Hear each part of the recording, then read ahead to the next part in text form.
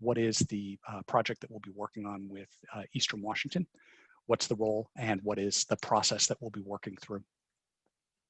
With that in mind, let me orient you to EAB. Many of you may not be familiar with who we are and what we do. As I mentioned, EAB stands for the Education Advisory Board. We're a firm that's been around for about 14 years, ever since David joined our firm at its founding.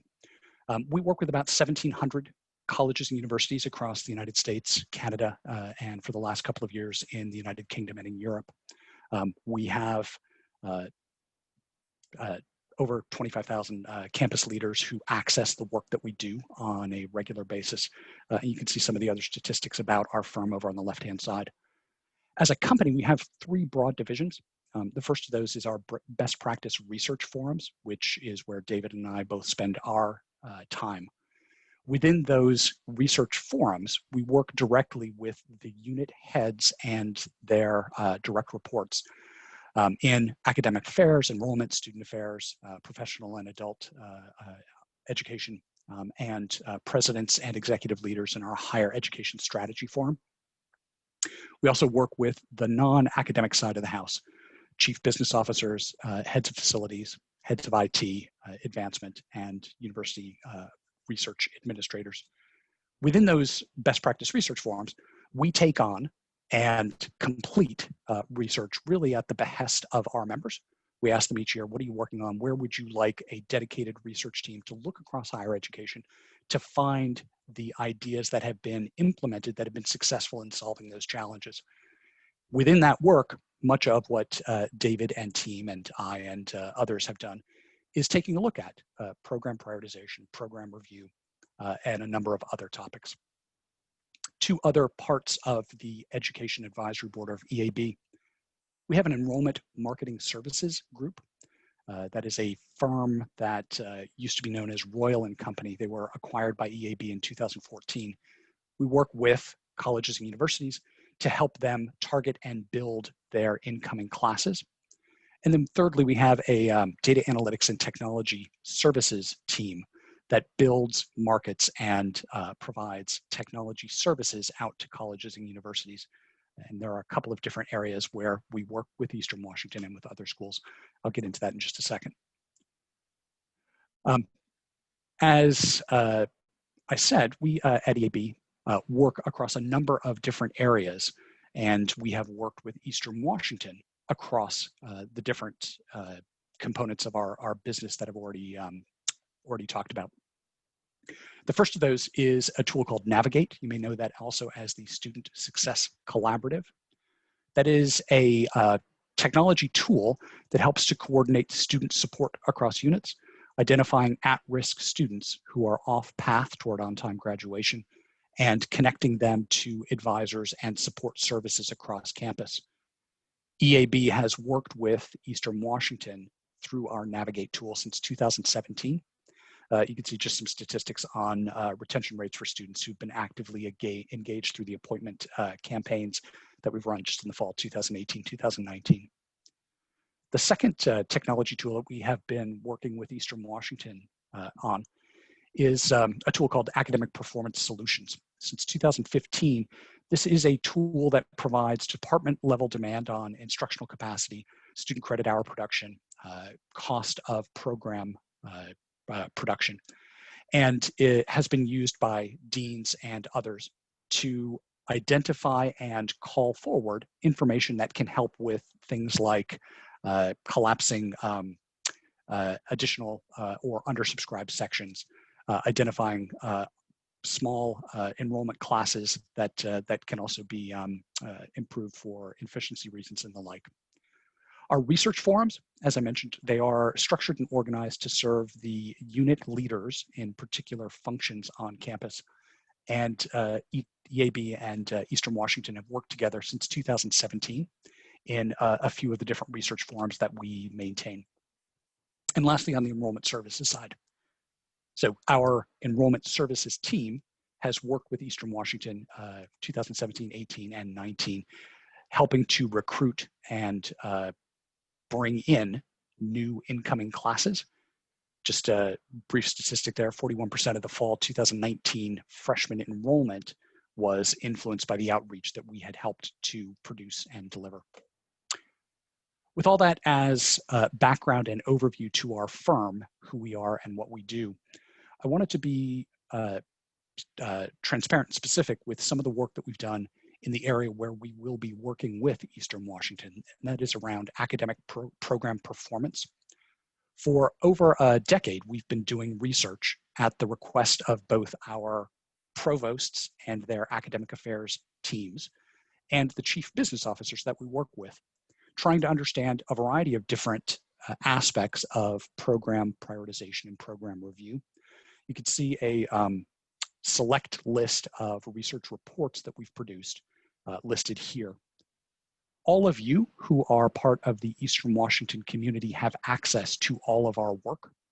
It is an institutional license that we provide. So if any of you are interested in the work that we've produced and would like to see how we have thought about, articulated, and presented the work for the schools that we work with, you can access that at EAB.com.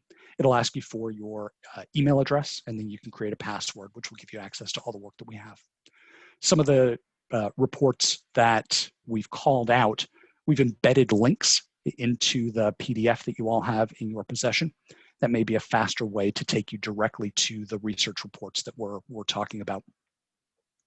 But that is the base of knowledge that EAB as a firm brings to the topic of program prioritization and program review. And as we know a good bit about Eastern Washington and a good bit about program prioritization and program review from the research that we've done, we are going to be working with Eastern Washington to help build and develop a set of recommendations for program prioritization and review so that that can be fed into the overall process that Dr. May was talking about. As mentioned and as drawn from some of the work that we've done, as we think about program assessment, there are both quantitative and qualitative inputs to program assessment. If you think about the students who are coming to any university or any institution of higher education, they are drawn to those institutions for a variety of different reasons, one of which is the particular programs that are in the institution that they are looking at. Looking at enrollment trends is important to be able to understand the demand for the particular programs. Looking at the financial contribution, that is the program level revenues and costs of each of the programs, and looking at the labor market demand for students who are graduating with particular degrees from a particular institution. All three of those components to the student life cycle are important inputs to program assessment, and they can be assessed and evaluated using quantitative metrics. There are many other critical but less easily quantified factors that go into program review, and we've listed some of those down there at the bottom of the page. What is the centrality of a particular program to the mission of the institution? Is this a program that is critical to the particular mission that we have? If you happen to be a religiously oriented institution, a particular religion program may not be profitable. There may not be a large demand for those students out in the labor market, but it's central to the mission of the institution. Does the program have impact on student success? Is it a general education program that is critical to the student population that you serve, that helps to lead to the outcomes that you're looking for? Does it have an impact on diversity and inclusion? And is there an impact on scholarship at a particular institution that is helping to drive that program's criticality or centrality to the overall institution? Now, sorry, a question just came through in the chat. Do we look at market demand for specific degrees or within fields that people with those degrees often enter? Yes, is the broad answer to that. And I will get to the specifics of some of the criteria that we'll be looking at as we move through the program review process. And I will come to that a little bit later in the presentation. Let me keep us moving.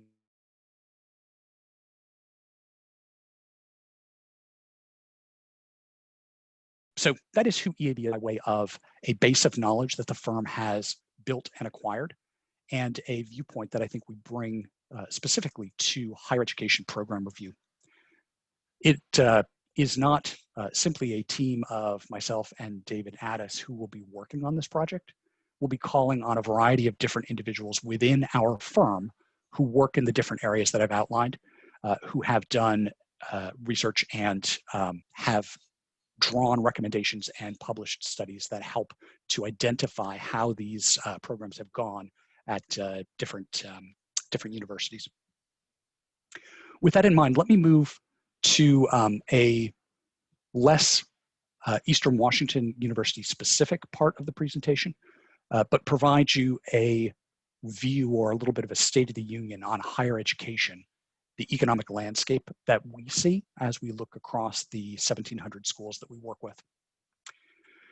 So if you can cast your minds back to before the COVID crisis, so all the way back in 2019, higher education as a sector of the economy was facing some fundamental challenges. The first of those was around enrollment. The second of those is around decreasing state funding, which doesn't only impact public institutions, but also has a knock-on effect to private institutions. There is competition, obviously, between public and private institutions. An increasing focus on cost and affordability, families and the rise in families' ability to pay for a college education, and students' skyrocketing debt have been issues for a number of years and continue to rise in importance. And lastly, one of the things that has been in evidence for a number of years and has been rising in importance is an erosion of public faith in higher education as a public good. Let me take each of those in turn and provide you with both a nationwide perspective on that, and I will call out a couple of places where the Washington State view either accords with or differs from the national viewpoint that I'll be putting forward here. The first of these is around enrollment. There are a variety of enrollment challenges that universities have been facing, primarily because we are in a mini boom in the number of 18-year-olds in the United States, which will be followed by a sharp decline starting around 2026. The higher education in the United States has benefited from the fact that there has been an increasing number of students that have been going into higher education. That ever increasing pool of first-year students is about to change, and relatively dramatically. This is work that is from Nathan Grau's book, Demographics and the Demand for Higher Education, that came out in 2017. And many of you may be familiar with this. For those of you who aren't, this chart just outlines the number of 18-year-olds that there will be in the country on a year-by-year basis, and then projects that forward out through the end of the decade that we're just entering. Now, I know that national trends are not always the same as individual state-by-state trends. Washington State data is drawn here, and there are individual state projections that have been made by WICHE in 2016. As you can see, Washington State is projected to broadly mirror the national trend. That is a growth in the number of 18-year-olds that will carry out through about 2026, with a drop-off from that point moving on into the 2030s. So much as the nation will be experiencing a mini boom and then a decline from that peak, Washington State will be following much the same shape and shape of the curve as the demographics move through the primary and secondary schools. Second issue is state funding. So as I'm sure you're all aware, states have withdrawn the level of support that they provide to public education. And that's something that isn't a recent trend, but that's been going on for a couple of decades. What we've drawn here is the change in per student state funding in higher education from 2018 through 2017, really to look at the shift in funding that has happened as a result of the Great Recession.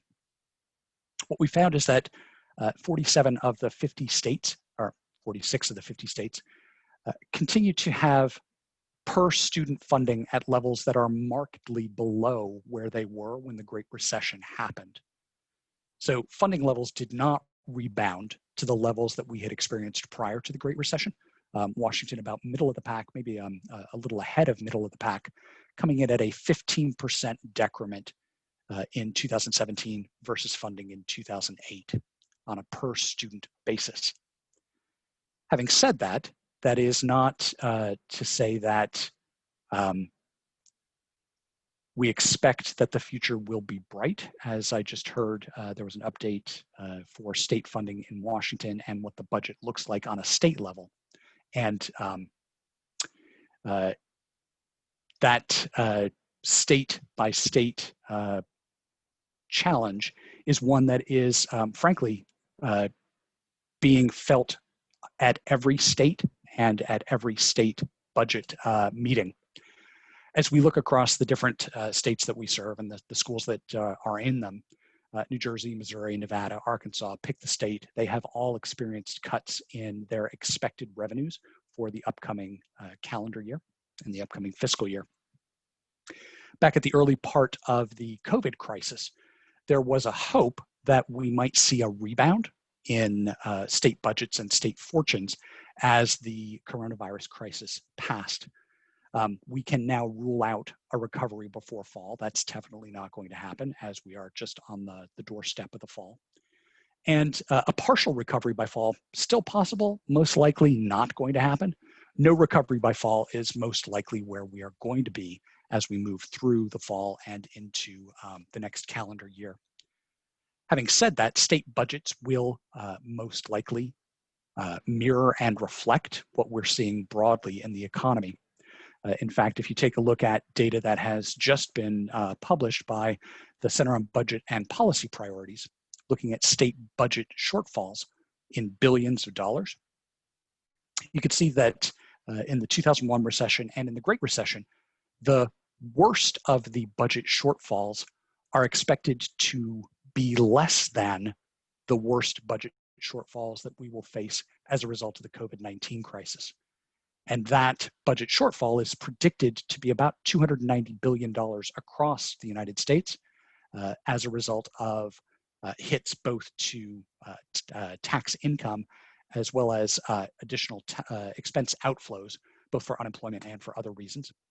So as bad as it was during the Great Recession, it's expected to be worse in the period that we are just moving into in 2021. So two of the challenges that we have called forward, the first of those is enrollment, the second of those, state funding. The third challenge that we've seen is one that intersects with the other two, which is the cost and affordability challenge.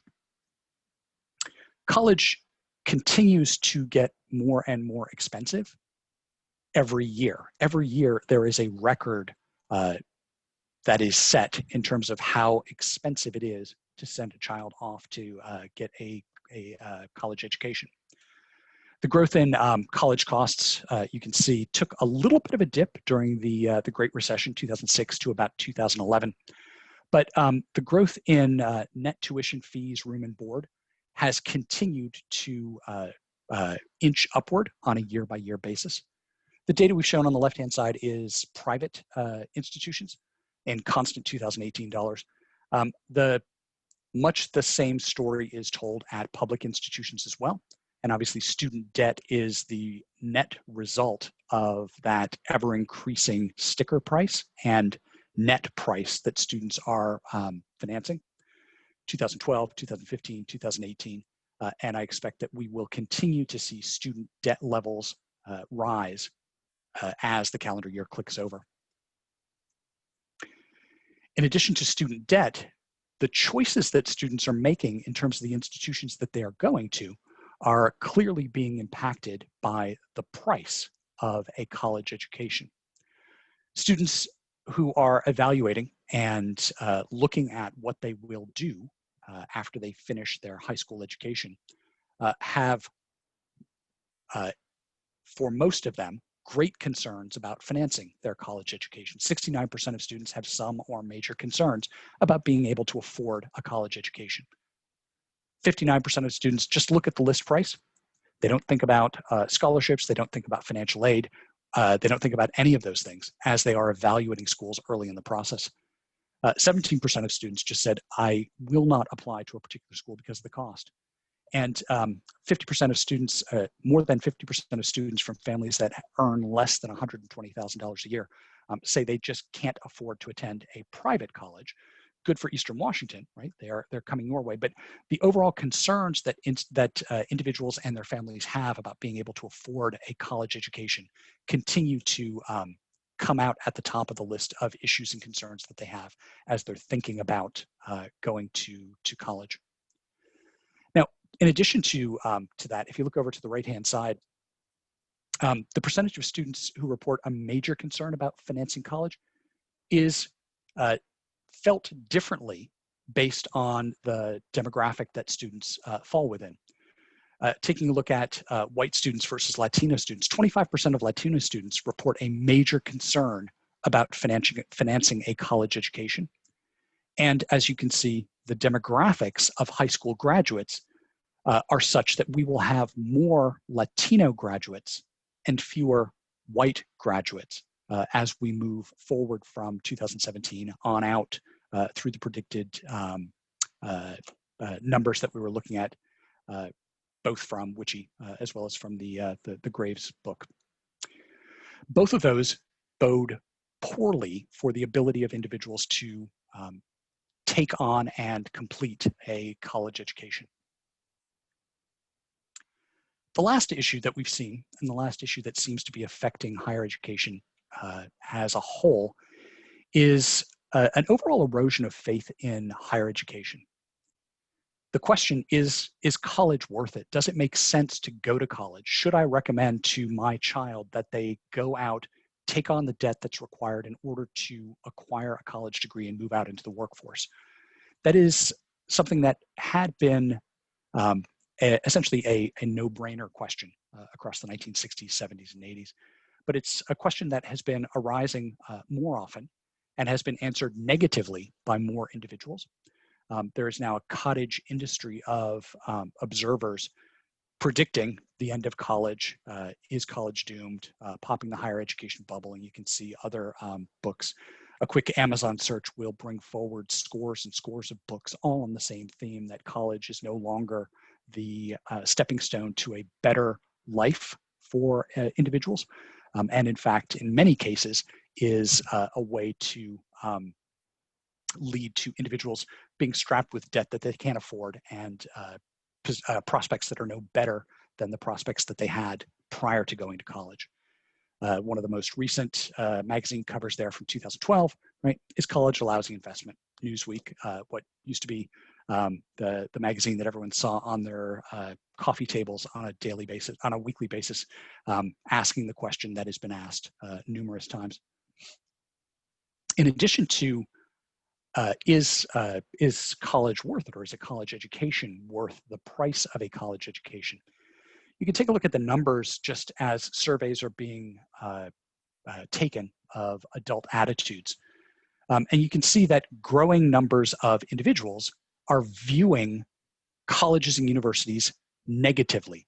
Do they impact and do they contribute to the good of the country?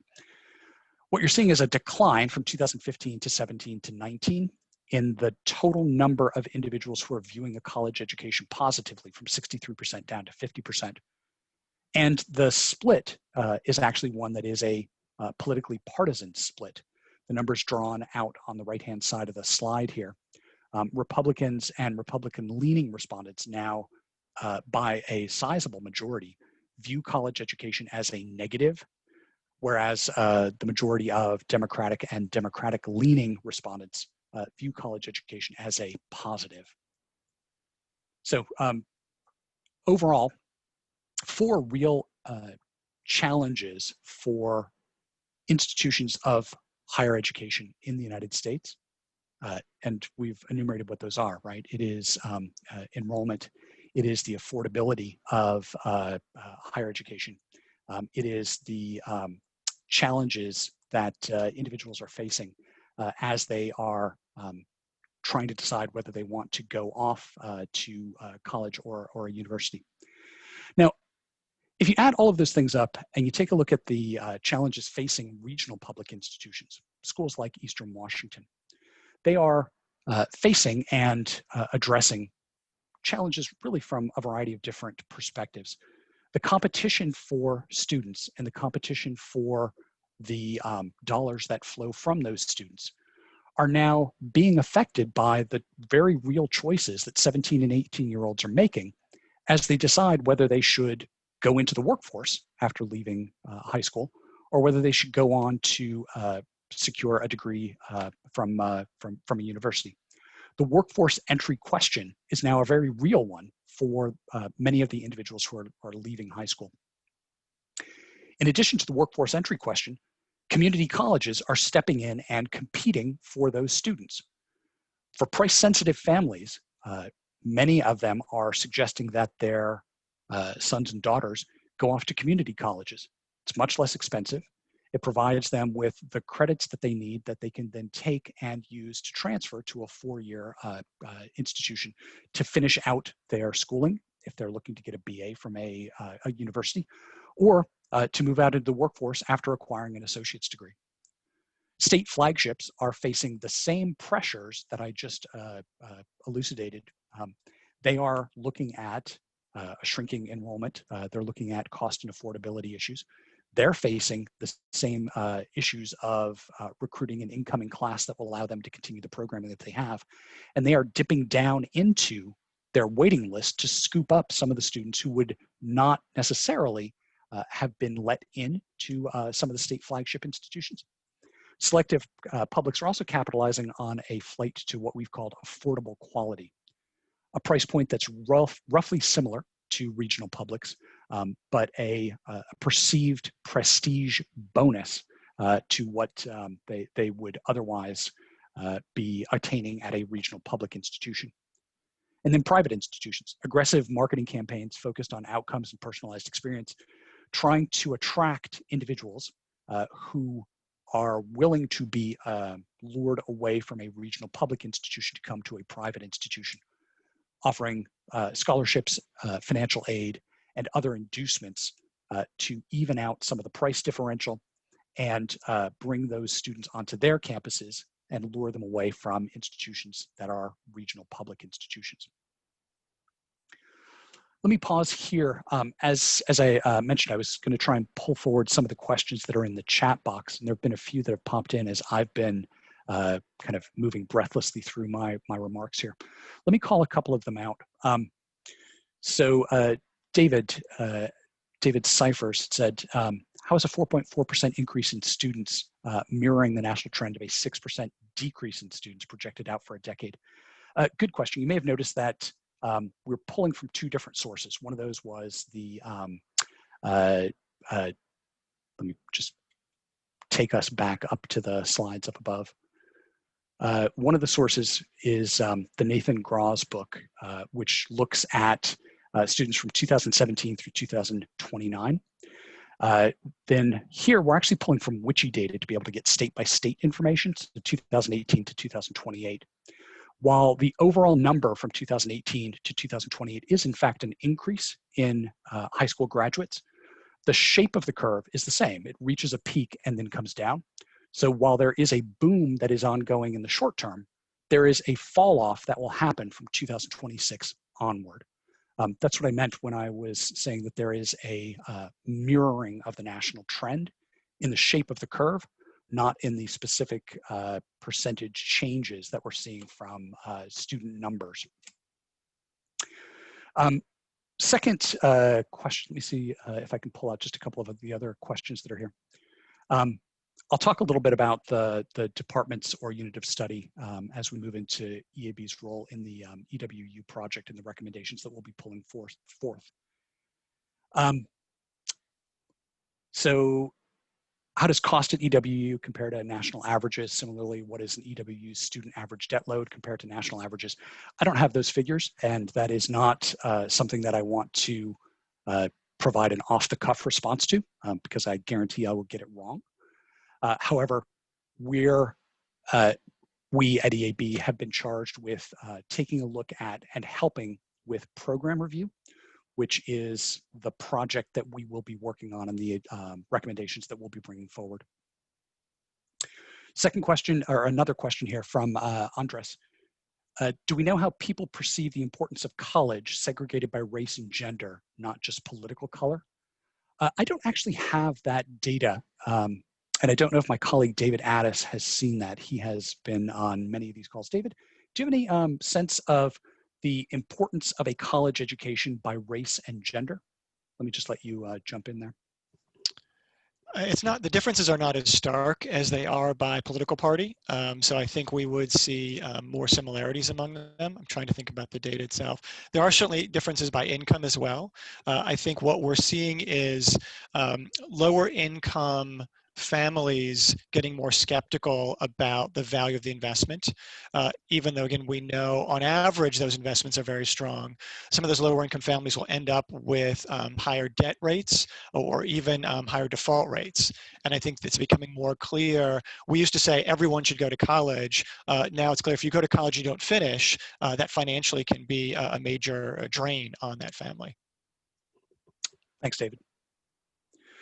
There are a couple of other questions that were in the chat. I think I will be picking up those questions as we move into the last part of this this presentation. Let me just round out this section talking about what we're seeing in higher education, and I don't think we could do justice to higher education if we didn't talk about the coronavirus pandemic. Life was moving along as it has always moved along up until about March of this year, and we are now finding ourselves with three overlapping crises. The first of those is obviously the global pandemic. Unfortunately, I have to update these numbers on pretty much a daily basis. We're now seeing about 5.7 million Americans who've been infected, over 175,000 deaths in the United States.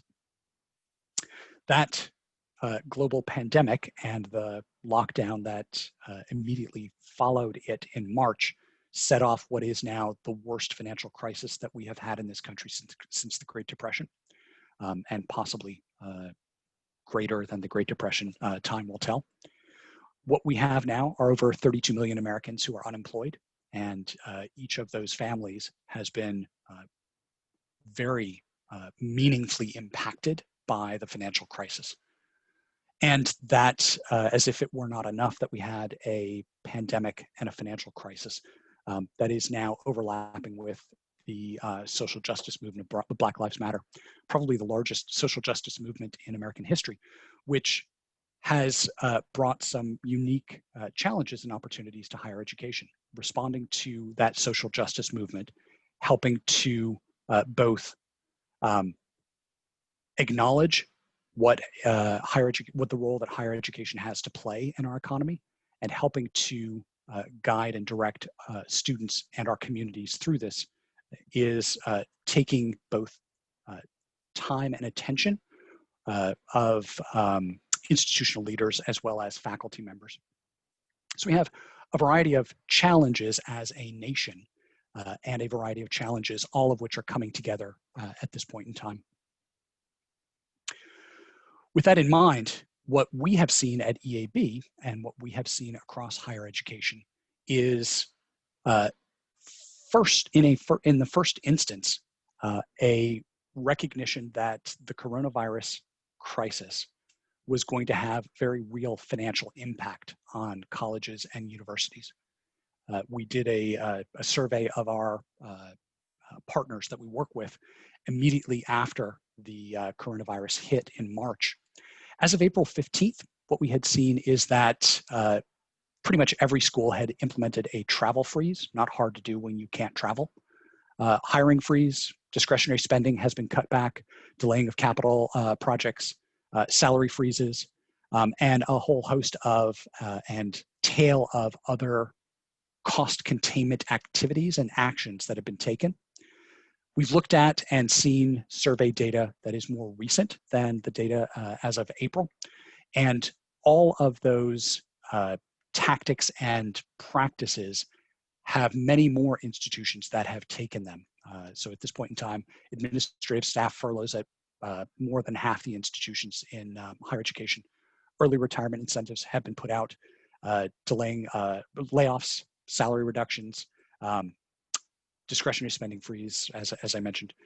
The first and most immediate effect of COVID-19, apart from having to teach remotely, has been a financial shock to the overall institutions, to every institution that we work with.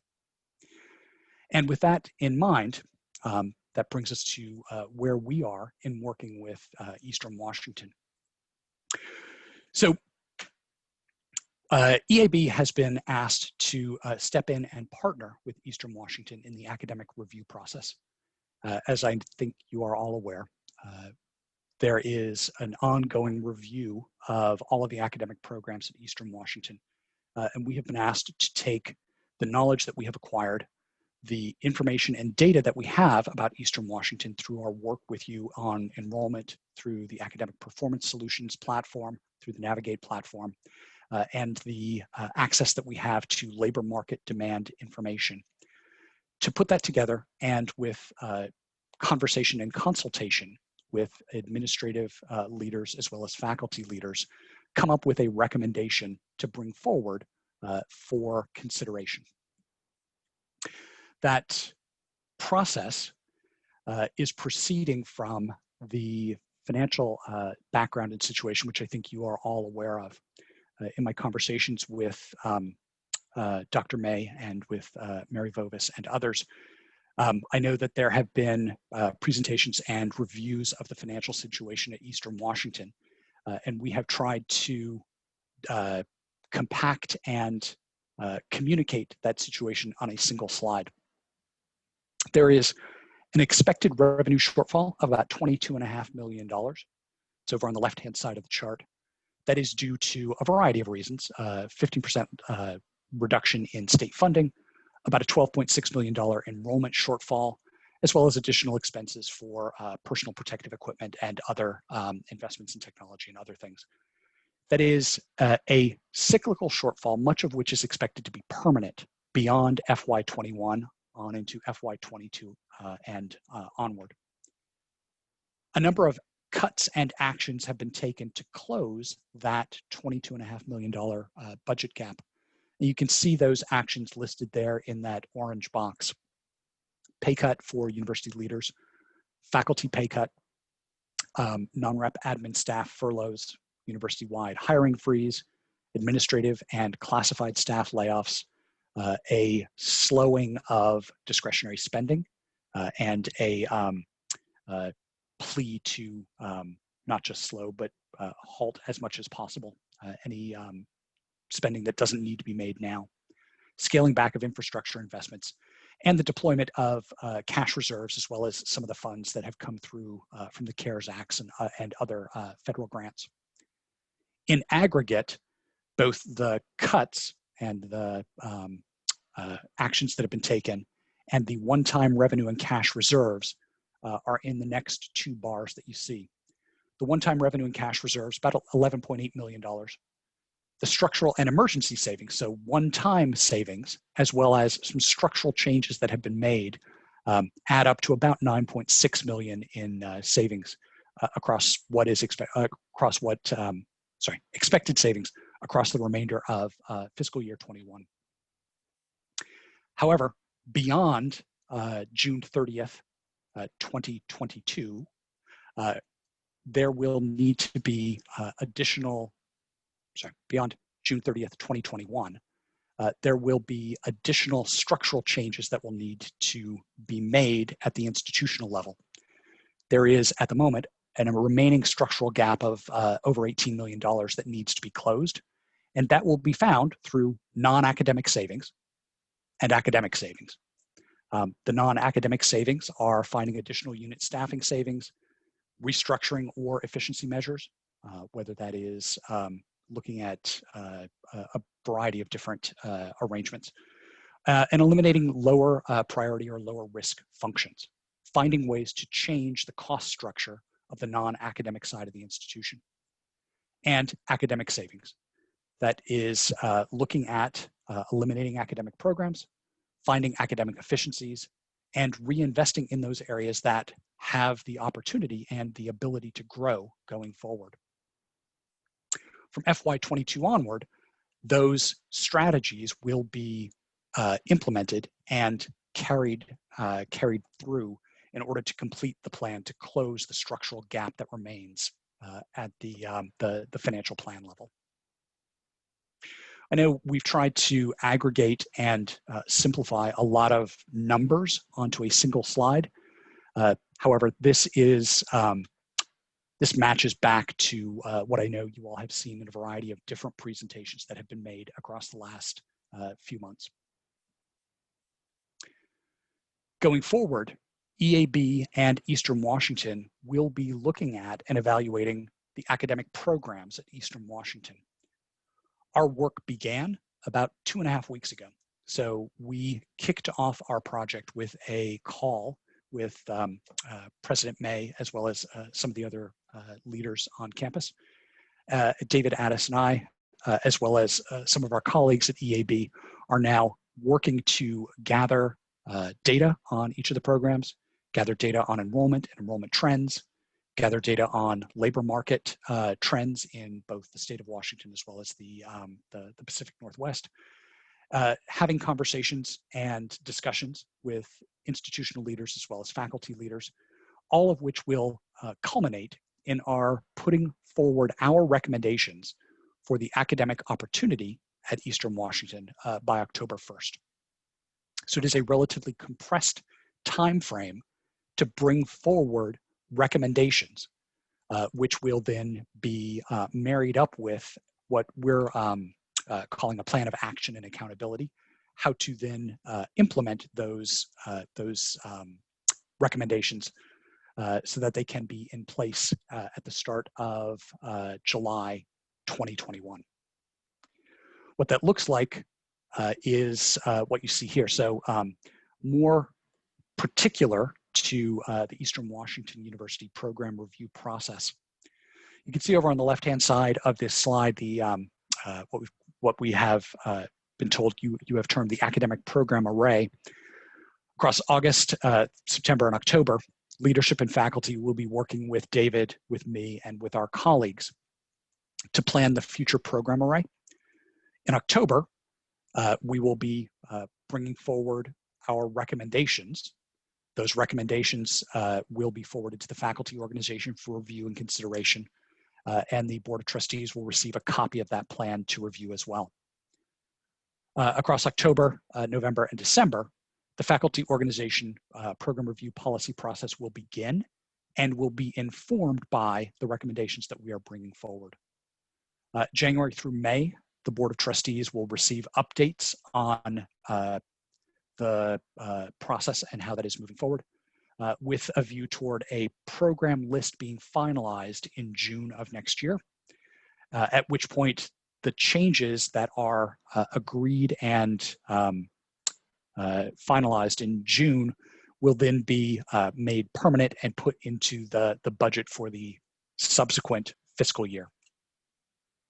The considerations that we have the considerations that we understand are being brought forward here and that we are working within at EAB is trying to make sure that the plan, that is the academic program review plan, aligns with university vision.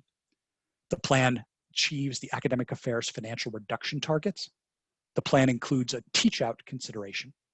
And this is structured so that July of next year, the work is completed and can be implemented across the fall semester, and teach-out timelines will then move forward from there. So that is the charge that David and I and our colleagues at EAB have, and that is the role that we are hoping to play as we move through this process. As I mentioned at the beginning, we have done a lot of work on program review. We've talked with a lot of schools that have gone through one-time program prioritization processes. We've talked with schools that have moved to annual program review processes. There are a host of different measures and metrics that can be brought forward to inform a program review process. On the enrollment side, you're looking at the characteristics of the student population that you serve, the characteristics of the student population that are evaluating Eastern Washington as a choice as they are looking at a college or university to go to. Within academic programs, we're looking not only at the logistics, that is modality, schedule, location, and the value, if you will, of those programs, the skills that are taught, the experience that students gain from the program that they go through, as well as the core academics, the courses, the curriculum, the pedagogy, the instructors, and the academic discipline. We're also looking out, as I said, to the employment market. What positions are available? What companies are looking for individuals with what degrees? What occupational knowledge is required? What foundational skills are needed, technical skills, and so on. It is across this life cycle that we are hoping to be able to gather quantitative information as well as qualitative information. And we also need to inform all of that with qualitative input gathered both through conversation with faculty and faculty leaders, but also the institutional leaders, to understand the centrality of the academic programs to mission and to the overall value of an Eastern Washington University degree. We are looking at, from a quantitative perspective, a number of different performance indicators. These are many of what we've called academic vital signs that fall into the 5 institutional priority areas that we've listed on the left-hand side. This is not not an exhaustive list of metrics and quantitative measures. This is meant to be a high-level overview of many of the metrics that we'll be looking at as we're putting together a program review recommendation for October 1st. And I wouldn't want to finish and let you think that we are just going to be looking at quantitative metrics, and we're just going to be informed by data. If this was simply a measure of looking at programs and measuring the financial performance of those programs, you wouldn't need EAB to do that. You already have that quantitative financial data, and you could simply line up programs and cut off those that fall below a certain measure. Any program review process that proceeds with little or no data is one where it is impossible to understand the trade-offs or the consequences of the decisions that are being made. And what we found is that most of those data-free program prioritization exercises tend to default to final recommendations that are heavily influenced by the most powerful person or group that is making those decisions. The loudest voice or the most influential group of institutional leaders tend to be the ones whose voices get heard and whose programs get prioritized in those processes. And arguments based on different understandings of facts really can't be resolved.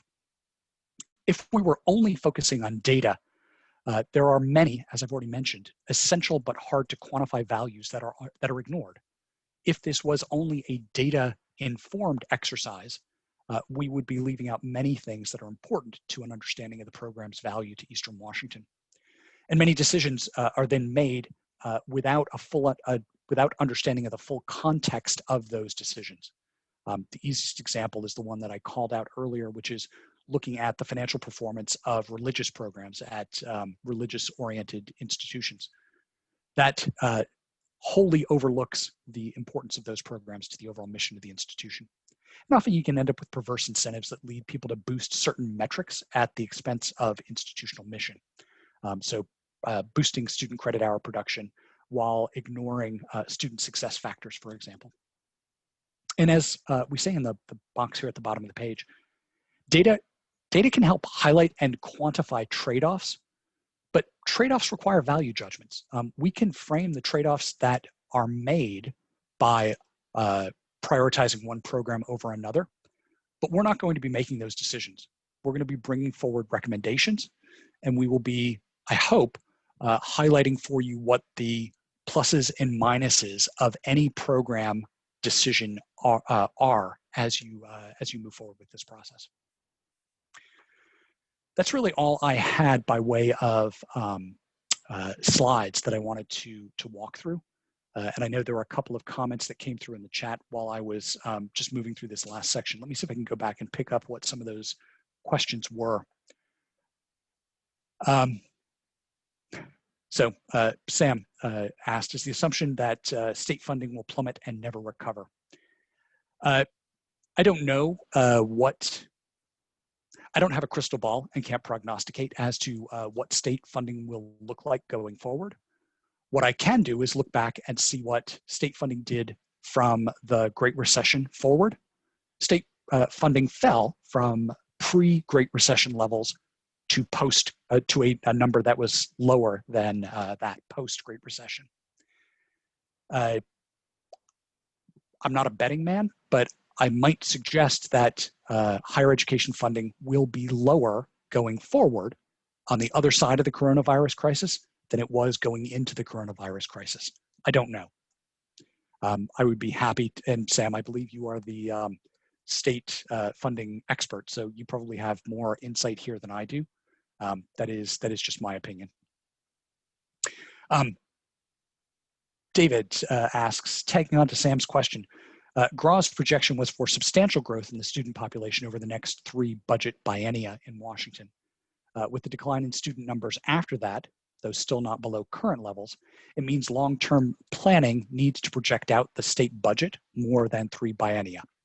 I'm not sure what exactly the question is there. I think it is that at an institutional level, a longer view needs to be taken of what the state of what the institutional budget needs to be at a sustainable level. And I believe that that planning is part of the charge that we at EAB have been given to come forward with program prioritization recommendations. Jane asks, in step 1 in the timeline, what will your work with faculty look like? Who will we be consulting with and how? Good question, and one I can answer. There's a relatively few number of days between now and October 1st. To date, I have had a single conversation with Julia Smith. She and I spent some time on the telephone a week and a half ago. When we talked about the fact that we needed to get thoughts, views, and opinions from faculty members. She had recommended a few people that we are going to be contacting and connecting with directly.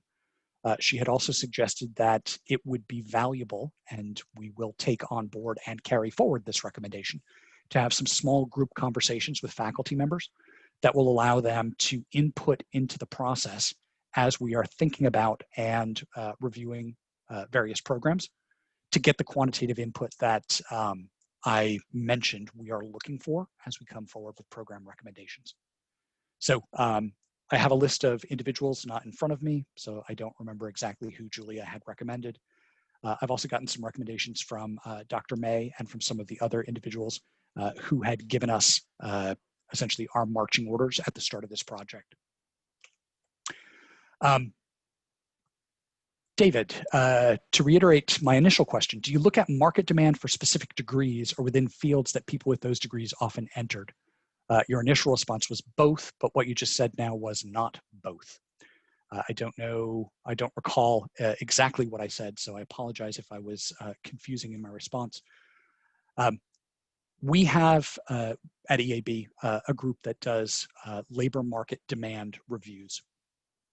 We pull open position data within state and out of state, looking for and categorizing the jobs that are open and looking for people to fill them. That provides us with a great deal of granular information about the skills, the qualifications, the credentials, the levels of experience that are required for the positions that we have identified. And it is possible for us to look for market demand for those with specific degrees Also to look at market demand for those within specific fields. So we can look at, and we do look at both of those. And I'm sorry if I misspoke when I implied that we didn't. Scott, let me jump in there for a Please, second. David. I think it's important to bear in mind that the market demand data is not relevant for every program. So I've got a degree in history of science. There are no employers who are looking for people with degrees in history of science. It's just not relevant to understand both how many people will enter those programs or what kind of work they'll get when they come out of them. But there are some areas where there is a pretty tight link between what the employer demand is. So when they have a job application, they say, I need someone with a degree in data analytics or cybersecurity or nursing. There we can often find a program that might already exist but might be underperforming. That is, looks like there's a lot of demand for these students, but they're not coming to our institution. Or it could be a gap. That means it could be, looks like there's a lot of demand in our region for students with X credential, but we're not providing that credential. Should we look into that? Typically, it's more in those kind of professional-oriented areas, less so in the broader liberal arts, where often people are coming to the institution, sometimes undecided. And we can look at the career outcomes for those students as well, but those tend to link less to their specific program and more to sort of the way the university is providing them with experiential learning opportunities or other kinds of skills, or even just the career services office. Thanks, David, for the clarification there. A couple of other questions. So Deb had asked a question, which I think I answered, which is to what degree will EAB be involved in facilitating discussions, gathering qualitative information? So yes, I believe I've answered that. Julia, any other questions? I'll let you be essentially the MC, sort of bringing questions forward here. Yeah, I'm sure there are questions. So, Jane Ellsworth. Thank you, Julia. I was in preparation for this presentation. I went onto your website and I registered for access, and I watched one of the webinar recordings that you had. And the specific one that I watched, wait, let me tell you what it was called Breaking the Trade-Off Between Cost and Quality. That seemed like a really relevant one to look at. Yep. And one of the slides really interested me in relation to what we're talking about right now. It was a slide that was entitled, Why Cutting Programs Won't Solve Your Problems. Cutting programs is politically difficult and rarely frees up significant resources. Mm-hmm. And then there's a lot of details on that slide about what the limitations of program cuts are and why it might not necessarily actually free up significant financial resources. So could you talk a little bit about what we're saying right now in relation to that particular presentation? I certainly can, and since David Addis was one of the folks who worked on that study, I'll let him give a broader and more detailed answer than I can provide, but I'll start off. The reason that most program prioritization processes don't lead to the cost reduction numbers that institutions are looking for is because they don't actually lead to the actual closure of those programs. They lead to some minors that get removed or some programs that get collapsed, but they don't lead to structural change in the overall program portfolio. I'll let David speak a little bit more specifically to that because I know he is closer to it, having worked on that project. David? Sure. Yeah. Thank you for the question, Jane. As we looked at this over the last 10 years or so, what we saw was that program closures were a last step, a last resort, if you will. So there were a lot of short-term things you could do first. You could look at multi-section courses that had lots of underfilled sections, and you could say, well, we don't actually need 10 sections of calculus because they're mostly half full. We could actually get away with 6 sections of calculus, and then we don't don't actually have to hire an adjunct to teach those extra sections, and you could find some savings that way. And some institutions that added up to $50,000 here and $100,000 there.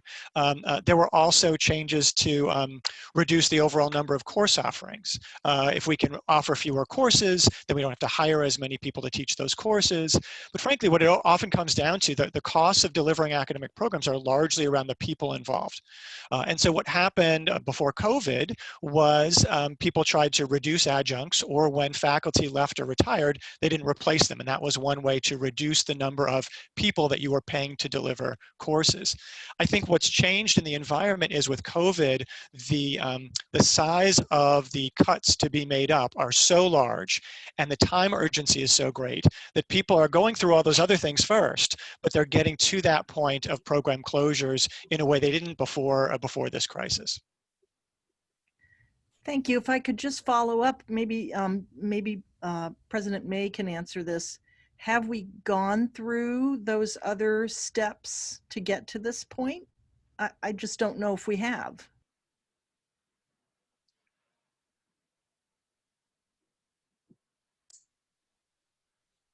Sorry, yes, I'm here. My mouse stopped working.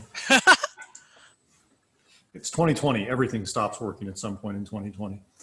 The short answer is yes. We have been engaged in all of those things that were listed in that earlier slide that Scott presented.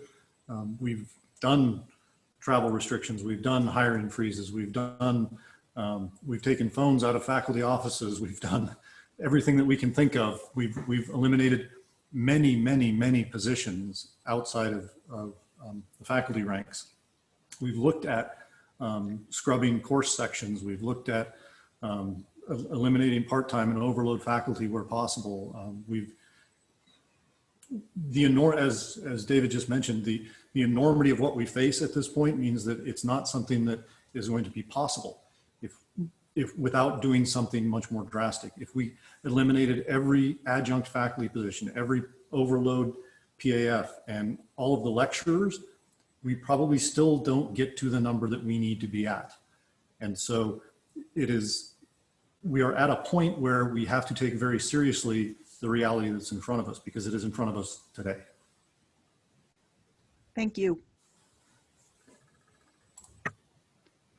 Now I'll turn it back over to the experts. Julie?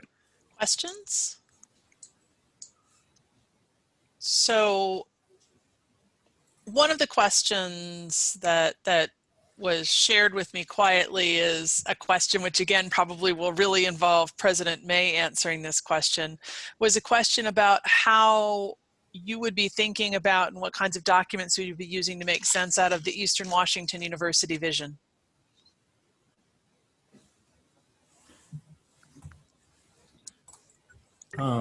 What documents I will be looking at to make sense of the Eastern Washington University. What documents EAB will be looking at to make sense out of the vision. Oh, well, I'll leave that in Scott's hands. Sure. So as we would do with any institution, we would look at the strategic plan and the mission statement of the institution. What we find is that many mission statements sound a lot like other mission statements, and they are more aspirational and less directional in terms of the goals and objectives that the institution is striving toward. One of the questions I've been asking in every conversation I've had is, what do you view Eastern Washington University's mission as being? I'm gratified that in the conversations I've had to date, I'm getting the same answers from both the institutional leaders and the academic leaders. At this point, Julia is the one academic leader I've spoken with so far. But there is seemingly a unity to that vision. What we'd like to be able to do is to articulate and write down what that is, such that it can inform the academic program review recommendations that we'll be bringing forward. Thank you. Julia? Sorry, I muted myself this time. Deb Svoboda. I was wondering whether your experience, Scott, with other institutions, or David, you know, what kind of way that you've been able to gather really an extensive viewpoint from various layers of those institutions. So I understand that you've been given a list of people to speak to. But I guess I'm asking for a more inclusive process, and I'm wondering if you have experienced that at other institutions and how you've managed that. I'll give you an example. We went through a couple of years of trying to gather, the provost office was collecting comments and questions and ideas on reorganizing the university. There was a public forums, there was an open comment line, there was, you know, where the provost office would then take those questions and the president would have to respond to them. It was very much a, it certainly wasn't you know, the greatest, most effective, but it was a try at being transparent and being open and inclusive. It was a level of that. There was no doubt of that. And I appreciated that, even though it felt like it didn't quite go where maybe it could go. That's just my own view, I'm sorry. But have you seen that with other universities, and how would you anticipate that? Sure. There's so many people who are not in these leadership roles. And like when I know when the provost looks to the college deans, or they look to the chairs, or they look, and there's an assumption that those people are going to all the layers of their departments and programs to get input, but that isn't always the case. Sure. In a lot of programs. Now, social work, we've got a strong communication around that, but there's a lot of programs I hear, you know, they have a clue what's going on. So I'm concerned, that's my concern. I'm wondering how you resolve that. Sure. Thank you for the question. So a couple of things to point out here. We're coming forward with our recommendations, but not final decisions on October 1st. Between now and October 1st, there is not time to do as expansive and as inclusive a listening tour as you had just articulated.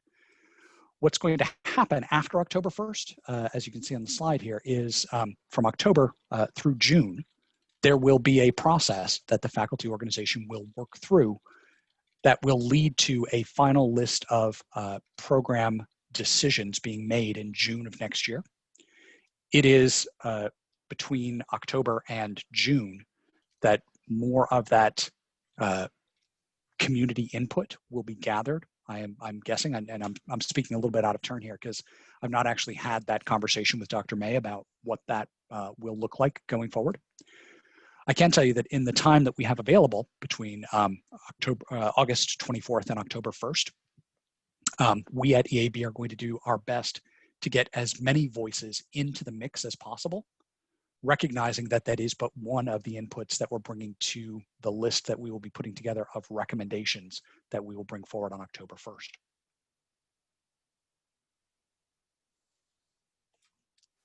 Thank you. Parker Shaw. Thanks, Scott. We're wondering if there will be time and possibility for EAB to have specific conversations with individual departments in this time frame.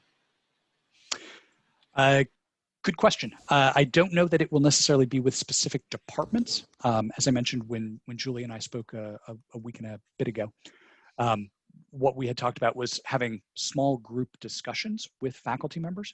We've yet to put plans in place. I don't know if that will be department specific. I'm guessing it will be multi-department and open to faculty members.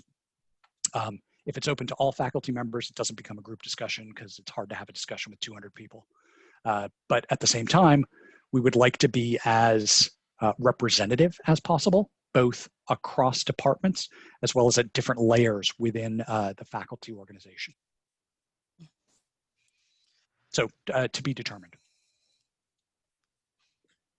And I'll interrupt really quickly to observe that, you know, our conversation was largely focused on sort of getting organized for this and getting organized for those further discussions rather than you know, anything else. So, are there other questions?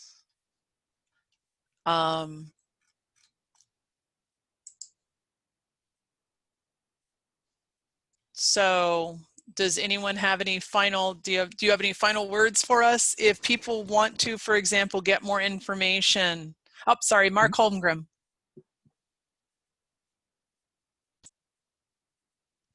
Yeah, one question is how do you measure success? Because what's your success rate when cutting programs? Because that's kind of difficult to measure because, you know, you're cutting programs and then, but so, I mean, it's like, what is the cause of it? Was it the cause because you cut the programs, or is it just because there's a decline in enrollment? So, I mean, there's the example of Sears Roebuck. Like, they started cutting back on the number of goods that they sold, and that would be one of the reasons for the decline of Sears Roebuck, was because they decreased how many products that they offered. So, you know, there's some little bit of hesitation here, because if you start cutting programs, then that limits the number of options availability that students have. But I mean, I understand that you have this crunch here where, you know, you gotta, you know, if you gotta cut the programs, but, you know, how do you measure that success? I mean, when you go off and pitch this off to other people and you say that you're successful at what you're doing, how would you measure that success? Good question. When we're looking at program prioritization, what we're trying to do is to ensure that the programs that are attracting students to the university and that are creating students for which there is a demand in the labor market, those programs are the programs that sit at the center of the kind of sustainable path that the university is on. That's what we're trying to do, is to come forward with recommendations that achieve the financial reduction targets, as it says on the slide here on the right-hand side, but at the same time, set the university on a path that will continue to attract students, continue to produce graduates who have employment opportunities in the broader marketplace. Just from personal experience, it seems that's kind of a disconnect. It seems like what students want to get their degrees in isn't necessarily what is available out in the job market. Have you ever run into problems like that? I think as my colleague David Addis was saying, the degree that you graduate with doesn't always align with the position that someone is looking for. So David's history of science degree is one that doesn't neatly align with any particular labor market positions that are available. I know that earlier David had asked about in the chat, you know, folks with physics degrees working in finance and computer science. Those are adjacent skill sets in the open market. And those are the things that we are looking for when we're looking at labor market demand. We're trying to figure out where there is demand for the underlying skills that sit beneath a particular degree, where those skills are acquired within an academic program, and how they match to the labor market itself.